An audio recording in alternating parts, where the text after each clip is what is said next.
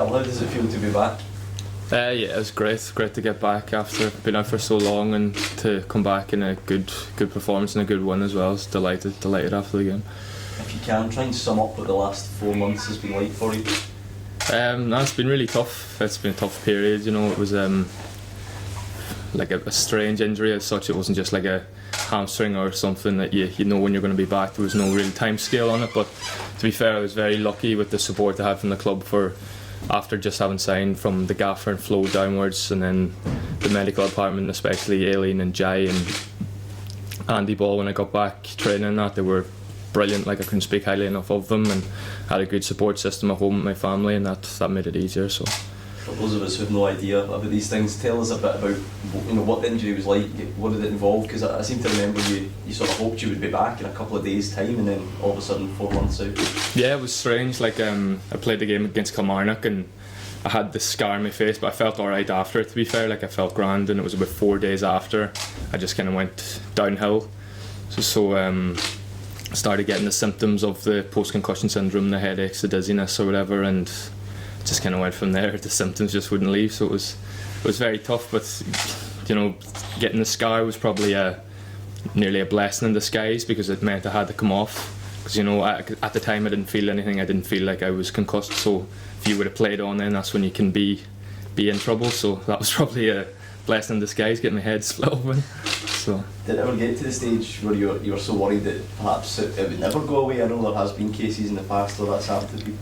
Oh yeah, it was some tough days, like, but everybody goes through tough times. I'm lucky now. I'm able to go out in the morning and do what I love doing, go training and be involved in games. So I'm just so happy that I'm back involved. So hopefully it's over me now. It's behind me, and I can move on, have a good start to my career here. Will it stop you going for a 46 game year next day? I don't know. I'm not sure about that now. I don't think I'll be going for one like I did against Kilmarnock too soon, but I don't think it'll change my game too much, to be honest. It's just the way I am. So everybody knows about the kind of headaches, maybe the dizziness you get with concussion, but there maybe some kind of symptoms that you don't think about, maybe anxiety and stuff. Was that difficult to deal with, the kind of mental side of it as well? Yeah, no, that was definitely the most difficult part, I think. I would have been as probably, I don't know what's the right word, naive or ignorant about head injuries before. I thought, you've got a bang in the head, you'll be alright in a few days. But it was a real eye opener, how much it can affect you, and it can debilitate you on a daily basis. Like, not even at those times I wasn't even thinking about playing football. It was just doing the simplest of things, So no, definitely that was probably the toughest part of it. But we got there in the end, hopefully, and I can kick on from here. So obviously you're looking ahead now and look forward. What were the toughest moments you had at that time?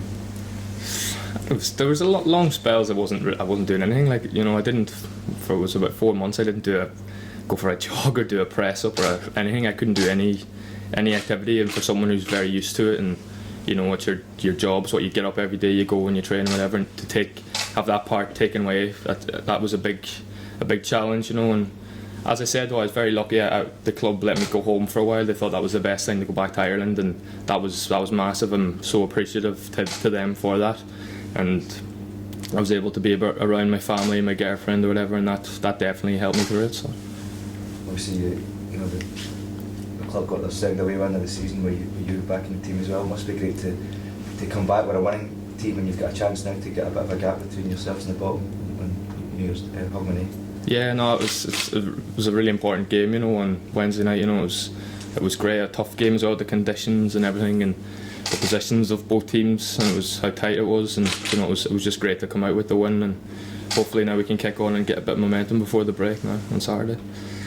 You must be thinking like you're almost like a new signing again. You're just trying to prove yourself all over after doing well the first few games, but now you're looking forward to coming back from the winter break and just proving yourself to the fans all over again. Oh yeah, definitely. That was a very frustrating part of it. When you sign for a new club, you want to make an impression to everyone, your teammates, the supporters, everything.